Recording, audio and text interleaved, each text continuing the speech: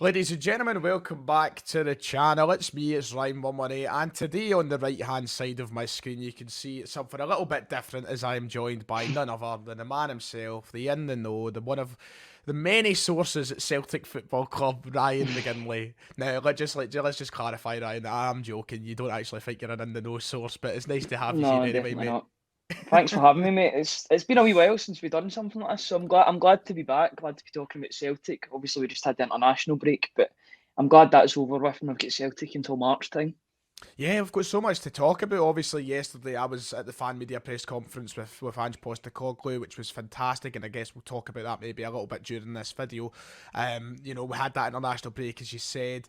You haven't been on in a while, but it's nice to kind of have this thing back again. You've been doing all sorts, so right. You're not exactly bored, are you? No, I'm a busy boy.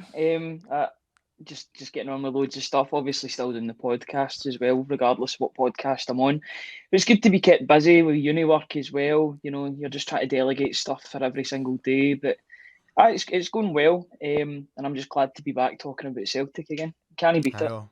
I know, even though Scotland got a fantastic result last Oh, they night, were and phenomenal. and not just a fantastic result, a fantastic performance, right? They were absolutely brilliant. They know that is great, but at the end of the day, now we've got a kind of from now until March of just Celtic, which is just lovely. It's beautiful, and hopefully Hmm. we see the same sort of form that we've seen before the international break, and hopefully Celtic are just constantly winning games, right? Yeah, fingers crossed. It's you want to say the business end of the season is a split, but I would say this is a business end as well. See, from now Mm-hmm. until March time, even before the split, this is a really important time for I us. mean, We need to start. it could even be argued that just now until till Christmas You or could till New probably say the Year. whole season is just business because Yeah, it's so of tight. course it is. Yeah, it would be a ridiculous thing to say it isn't. But like, especially, I think that the month of December in particular, December, and then that game, of course, on January 2nd, is probably the most important part of the season because Yeah, whoever's top going into that winter break has got a huge psychological advantage, and usually they go into kick on pretty well. You know, the fact that there is so many games crammed into that festive part of the calendar, I think that December can always be a make or break month for yeah. a lot of teams in the Premiership. It'll be interesting to see what teams are where. You look at teams like Hearts and Hibs. Where are they going to be? Are they going to be fighting for top six? Are they going to be fighting for second place, third place? Hopefully not second place. I'm hoping that's going to be a two horse race. But we'll see how we'll see how the league sort of transpires. But fingers crossed we can get a good wee run of games going, and get a bit of momentum and keep the momentum going that's been sort of resonating recently. Well, before we start talking, or before we talk about that'll be later in the week. Before we talk about actual football and we talk about what happens on the pitch, there's a lot of things that are going to be happening off the pitch for Celtic Football Club this week, as the players return back from international duty. That being the big AGM tomorrow. It's 11:30, I believe, tomorrow morning at Celtic Park. A massive difference from last year, as last year's AGM was, of course, conducted online, and not just a Thank massive God. difference. And I was about to say, not just a massive difference in how the AGM was conducted, but you know the circumstances surrounding the AGM have changed now. This one is still going to be very interesting, and there's still a lot Hmm. of burning questions that we're going to talk about here. But in terms of where the Celtic support were last season, Ryan, heading into that AGM to this AGM, there has been a complete 180, and I think the feeling and the attitude amongst Celtic supporters. Yeah, definitely. I would definitely say it's a bit more positive than what it was last season because, well, I think there was a lot of things that were contributing to last season. Obviously, you couldn't be at the games, so you couldn't vent your frustrations at the way the team was playing. But it's the way the board and the hierarchy were treating the fans off the pitch as well that was really angering fans. Obviously, results weren't going well on the pitch as well. That never helps the sort of relationship between the higher ups and the normal fans. But it seems as if there's a lot more positivity this season. I think a lot of that's due to Ange Postecoglou and the way that the team's playing and the sort of relationship that the team has with the fans. And obviously having the fans back in the ground, that's a big thing as well. You've seen that so much this season. It definitely spurs the team on. It definitely was an effect last season and it's a positive effect this season. But yeah, we're definitely a lot more positive than we were last season. And long may that continue. But there's still some burning questions that need to be asked, in my opinion. Yeah, I think obviously one of the big things about last year's AGM, we went into that knowing, I think at the time, like, we kind of gave up on 10. If you were as pessimistic as me, I gave up on it like back Yeah. in, I think, September, October I time. I was think like, oh Christ, we're not going to win the league this season. I But can't remember you know, we what. Sorry, I can't remember No, what that's time it okay. was, but I think it was definitely Hibs away. Hibs away was the time, Aye. or And like, Aberdeen away, round about that time. there was a few games that, you could have went, we've gubbed it, but I accepted Hmm. defeat pretty early, and heading into that AGM, that was the burning question. It's like, okay, we've been talking about this for 10 years, and it wasn't addressed very well. It wasn't addressed particularly well, especially surrounding the position of the manager at the time, because Neil Lennon was obviously the hot topic.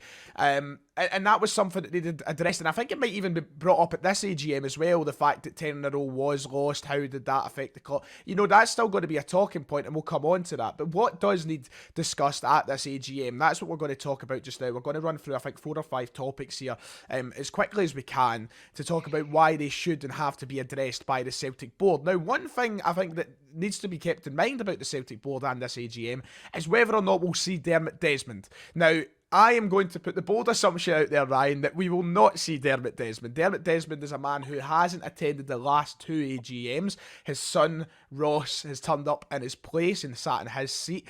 But Dermot Desmond is someone who has came under a lot of questioning over the past 18 months, you could say. There's been a lot of criticism from the Celtic support. We've seen groups and supporters, trusts and everything question his kind of ownership of the club and his morality around the club, you could say. There's been so many things brought up, and I think that despite the fact I'm fully accepting we won't hear or see Dermot Desmond, Yeah.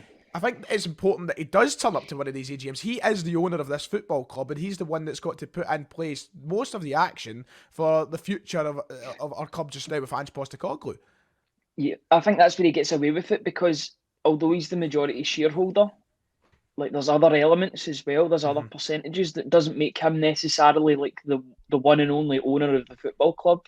So he can kind of get away with not having that sort of authority. He can kind of pick and choose when he wants to come and be bothered about the Celtic team. Let's be honest. I feel like we're his sort of plaything that he only picks up when he's bored, or he's annoyed with people that are slagging him. I mean, you seen that that statement that he brought out. Remember when we were in the midst of trying to get a manager in, and he Yep. was giving personal digs to guys that were previously associated with Celtic. Yeah. People that were questioning him rather than questioning the football club. He seemed to take that personally rather than all the stuff that was going on with Celtic, because Celtic at the time were an absolute shambles the way they were going about their business. We Yep. seem to have steadied the ship now, but that still can't be forgotten about, and I hope it is still mentioned in the AGM, because that's everything that's happened this past year. Like the last 5 or so months have been great because we've had Ange, but you can't just forget about the 6, 7 months before Oh then. no, They were exactly. And I think absolutely that's shambolic.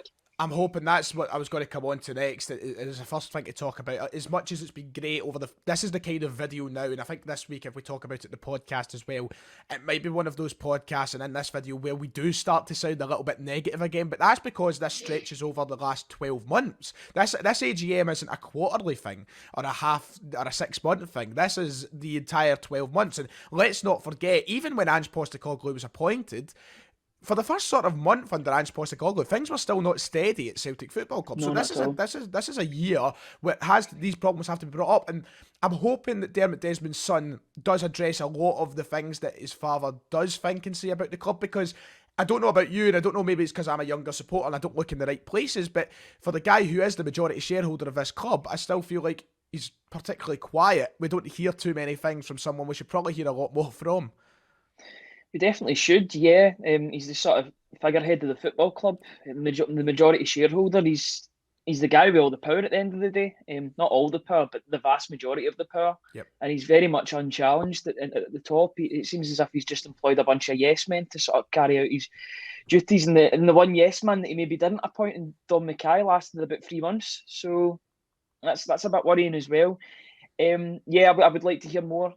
Even if it does come from his son, because I'm guessing they might have the same opinions, or they'll have the trust to sort of convey the message that Dermot Desmond wants to put out to the fans. But it would be encouraging to hear from his son here about where the club's going, really, because I'd like to hear about a plan of where this club's going in the next 5, 6 years.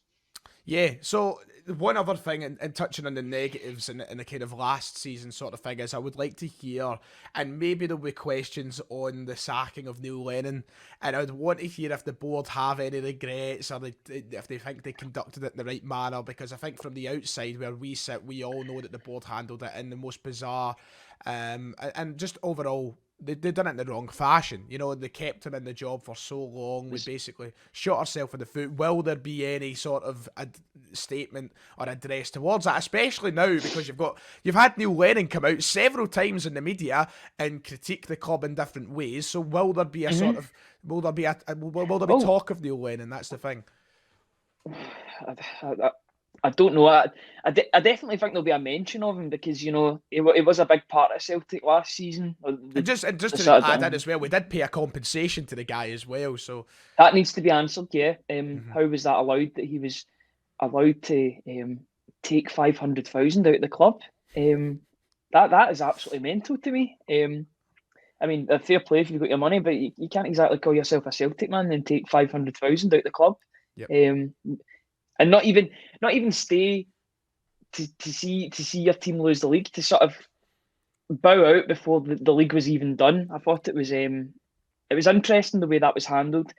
It feels weird even talking about that because it's been so long ago. But obviously these points will get brought up in the AGM, and you would hope that fans would speak up about this sort of thing, because the way it was handled, the amount of time that sort of circus was allowed to continue before the inevitable happened, which we all knew was going to happen since October, November time, was a shambles. It shouldn't have been allowed, especially in such a big season. The thing for me is, could the result have been reversed if we'd have brought someone better in earlier on in the season? And it feels as if they allowed sentimentality, similar to what other clubs do as well, because Celtic aren't the only club that struggles with sentimentality, but they allowed sentimentality to sort of blinker them. They were sort of blinkered by the head. Yeah, it clouded their judgment completely. And they waited until February when everything was done. I mean, and we had the whole Dubai thing in between that, which I'm sure will get mentioned as well. Didn't even think about Dubai, but we'll hold on. We're not going this year. That's already been confirmed. We're not going there. We're going elsewhere, I believe. So it's going to be interesting to see if everything is brought up about that and what happened last season, because it certainly needs to be talked about to some extent. But let's talk about kind of the more recent developments that need to be addressed at the AGM. Number one, Dom McKay. Dom McKay obviously left the club in mysterious circumstances. There was no real explanation given as to why Dom McKay left, if it was for personal reasons, if it was for a clash with the board. We don't know. There's been so many rumours thrown out as well on forums and everything. There's been no concrete suggestion as to why Dom McKay left the club. Now, Dom McKay came into Celtic, lasted, 70 days or something? He was at the club. Something like that, yeah. It wasn't that long. He was at the club for about 70 days as Chief Executive Officer. He then left the club, and then 2 weeks later he's back in the rugby. So it was a blunder of an appointment by Celtic by all means. I mean, even if Dom McKay did have a lot of positive outlook for the club, you can't justify the appointment of a guy who lasted 70 days in the job. I think that's something that has to be brought up, Ryan. It has to be. That's one of the biggest things that needs to get brought up, because that is an absolute shambles. I mean, you've headhunted that guy from a really, really glamorous sort of role, and as the sort of CEO of Scottish Rugby, which is a successful business in its own right, to come in and only last 70 days and what he described as a sort of dream job, to be the CEO of Celtic. There's definitely questions that need to be answered there. I mean, now, somebody's got to take the blame. Is it just me that feels like, though, they're going to try and get that under the carpet and quickly, they're like, okay, hands up, we got the appointment wrong and that's it. I want to know more than that, though. I want to know what happened. I don't even think they'll do that. They won't do that. They refuse to take answers. Responsibility. They refuse to take any responsibility that will make them look bad. This is a thing that's been happening for years with Celtic. They will never take responsibility, and you've seen that in the full for everyone to see in January time with the Dubai incident. I mean, you look at that. You had Peter Lawwell come out and apologise, but you had Neil Lennon the next day sort of going all out saying, get it up, we've done it. Pretty much. The Dom McKay thing needs to get addressed. I think that's such a... It was a bit of a disaster for the members. It's a fact. I think that the board really did their best. And I think at the time when Ange Postecoglou was unveiled, they had Dom sitting beside Ange Postecoglou and like, he's got his man. This is the future of Celtic, and these two are going to build the future. And we talk. And one thing that has to be brought up as well, and I know you're about to make a point here, we need to touch on the modernisation, because Dom McKay brought up that word so many times, modernisation. And I'm not saying now that that's out the window, but what we do need to hear from either Michael Nicholson or from Desmond or from Bankier, we need to hear if the plan is still for modernisation. Because Don McKay, he outlined his image. He said what he wanted, but we don't know what it is now because we've not really heard from this new CEO or this acting CEO. So, I've not heard from whatsoever. So many questions as to whether or not Don McKay's departure impacts the future of our club in a negative or positive way. Yeah, no. The only time we've really heard from Michael Nicholson, and it's a bit of a shame to say this, is when he's paying like tributes to people. That's the only time that I've heard Michael Nicholson actually speak about Celtic. I think there was a brief like kind of I'm here. It was from Don McKay Bankier though. Oh, was it? Well, there you go then. But that was the thing that really struck me, and I should have known that the writing was on the wall very early on with that press conference with Ange and Dom, of Don McKay. I can't call him in first name terms because he's not at Celtic anymore. But Bankier looked as if he was on a different planet compared to the two of them. He looked absolutely devoid of any emotion or life in him next to those two. Those two were really trying to sell the idea of this modern Celtic, and he was just sitting there like a fart in a trance. I mean, this modernisation, it wouldn't be surprised if Don McKay's rubbed people up the wrong way with that, because there's far too many people on that board that are too comfortable. I mean, you look at the amount of time that some of them have spent on the board. There's some people that have been on there for 20 years. That's not good for a business. There needs to be continual sort of ins and outs in order to keep it fresh. Celtic have been, and there's always this debate in my comment section about the business structure and the model of Celtic and how it's sustainable and how it's worked and how it's been successful. And that's true. Yes, we have been a successful and sustainable business over the past 20 years. Great, but there also needs to be a kind of a system put in place to evolve the football club and keep the football club moving with the times, because that's why we're falling out of favour. There's a reason we haven't been to the Champions League since 2013-14. There's a reason for that, because we haven't evolved with the times, and we need to do that. We were not there with Brendan Rodgers though. Sorry, yes. 2017-18. 2017-18. I completely forgot Brendan Rodgers. Just mind farty a moment there. My apologies. Sorry, that sounds pure. That sounds pure cheeky, but I just wanted to get right. Mate, I would have done the exact same fucking thing to you if it was the shoes on the other foot. What I should have said is like the knockout stages or whatever. We hadn't been in the knockout stages since 12-13. And there's a reason for that. Now, I know Celtic are behind in the terms of the finances, the modern game and all this, and I get that, but we're still a club that should be trying to evolve. We should be trying to move forward at a pace that keeps up with other European clubs, but we have so many people at the club that hold us back from doing that, so that needs to be addressed, which leads me on to the next subject, alongside Don McKay, and that is Michael Nicholson. We need to hear it. This is an acting CEO that was put in place, and when it was done, I said, do you know what's going to happen? He's got to get the job permanently. Absolutely. But the lack of communication with Michael Nicholson would suggest to me that maybe he's not going to be a permanent sort of person in that job. But we have no indication. We don't know. We have no idea, and there has been no update to the search or the appointment of a new CEO. So that needs to be addressed as well. Going back to the Don McKay point as well, I wonder if we'll ever hear the true story, because there's obviously NDAs that come with that sort of thing. So they'll both parties will have probably covered themselves. But in terms of Nicholson, I noticed that they used the acting term as well. Again, it was a couple of days ago in a Celtic statement. It might have been due to the Bertie Auld passing, but they used acting CEO. So the thing that I want to know is, when is the interview process being conducted? If Michael Nicholson is the best candidate for the job and he does a really good interview, then that's absolutely fine by me. That shows that they're doing their due diligence. But if he's just getting the job because he's one of Lawwell's or Desmond's boys, then that's everything that's wrong. That's not modernisation. That's cronyism. That can't happen at Celtic anymore. We've got to be pushing forward. This cronyism needs to be kept in the past. We need to be pushing on forward. And the best people need to be in the best roles for the club. The best roles need to be filled by the best candidates. I think that this may be one of the main talking points at the AGM, and it could be one of the kind of opening discussions that really gets spoke about in depth. because we do need to know this. Like, we need to know who the CEO of the club is. We need to know what the direction is for the club, but we need to know where the club are in that process. You're bringing up and that's a very fair point from yourself there, Ryan. The fact that we need to know about this interview process. We need to know where it is and what stage we're at with it, and maybe are we looking at candidates? Are we headhunting again? Are we putting out an open interview? We don't know. We know nothing. So this sort of situation needs to be addressed. I know the Don McKay. I know Don McKay was sort of like unrelated to football and stuff, but I would like somebody that's unrelated with Celtic, someone that's of their own sort of background, that's as far away from Scottish football and Celtic as possible, because I think that's the only way we can prosper, if we get somebody that's completely neutral coming into the job and doing the job, like the best things for the football club without any sort of bias towards it. There needs to be somebody brought in that can do that, in my opinion.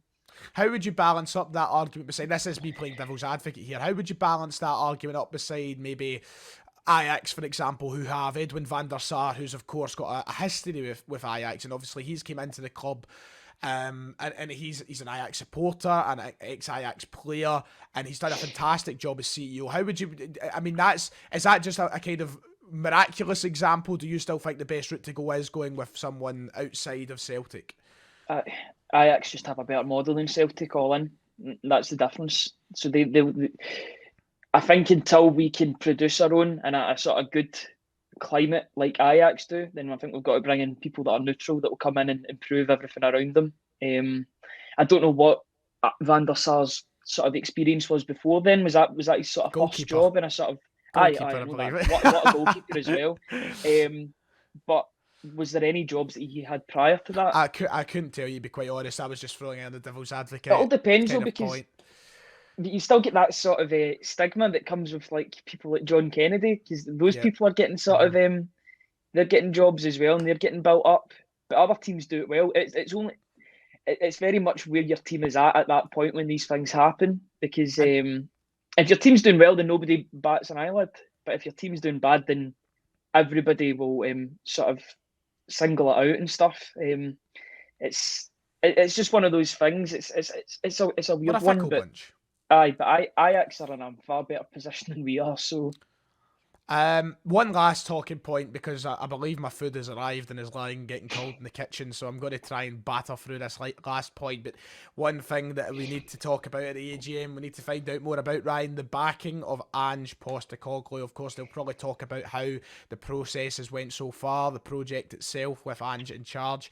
But we need to know what's the plans now, because we did invest heavily in the summer. No, absolutely. We made a lot of signings. We've signed 12 players, which is massive. But some would say, including myself, we still haven't done enough. We still need to sign more players. What is the future like for Celtic in regards to transfers in January and this summer? How much more is going to be invested? How much are we going to back Ange? I think these are other questions that need to be sought after for answers. I think Ange has got to be backed in January. I think that's such an obvious thing to say, but you look at the prize that's at the end of this season, because Celtic could win this league. And that's something that has to be addressed as well. Yeah, look at the point where we're now heading into November in a very strong position to challenge, which a lot of people might not have expected. With that prize of £40 million at the end of the season, that needs to be spoke about, right?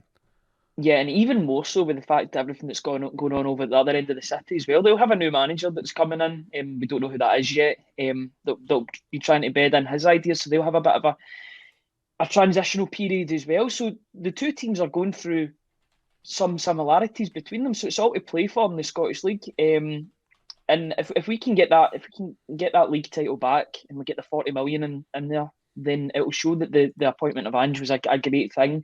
Shows that the club's rebuild. It's rebuilding, but it's successful at the same time. He's got to be backed in January. The only thing that I was concerned about earlier on in the season was the lack of like a sporting director. But it seems as if the club are really trusting Ange to know his players and know specific talents that are coming in.